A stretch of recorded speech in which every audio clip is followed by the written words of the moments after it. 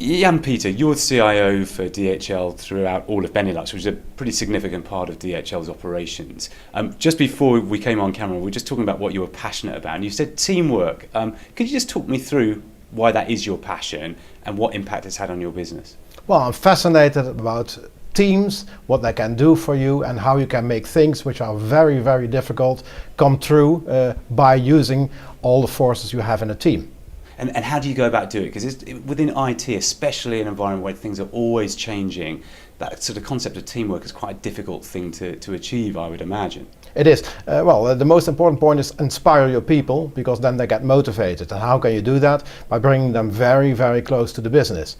It means sometimes, however, that you lose control of them. But what about control? I mean, it's all by doing things, making them inspired, that you get them to work exactly as the business wants. And that's really fascinating, what comes out of people and how you can organize your organization around the skills of the people themselves instead of the other way around. You mentioned about giving people control. CIOs have traditionally been sort of quite focused on controlling things, and that's understandable because security, IT audit, all of those things are important to them. But how are CIOs well placed to actually empower their teams? Oh yes, they are, and I think they earn a place on the boardroom only if they leave their people in, let's say, the best possible position to make their own skills work for them.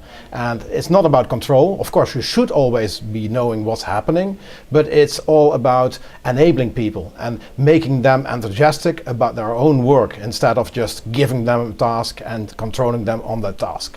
We'll move the questions on a little, because we also talked just prior to this about what your biggest challenge is and what is that? I'm very sorry, but since yesterday again is cost cutting, and if you put that into place, then it's a very, very difficult task. But if you ask your team again, they come up with the most incredible solutions instead of saying we cannot do that. And that's again where teaming is very good for. Just give them the question and then ask for their answers and use that as good as possible.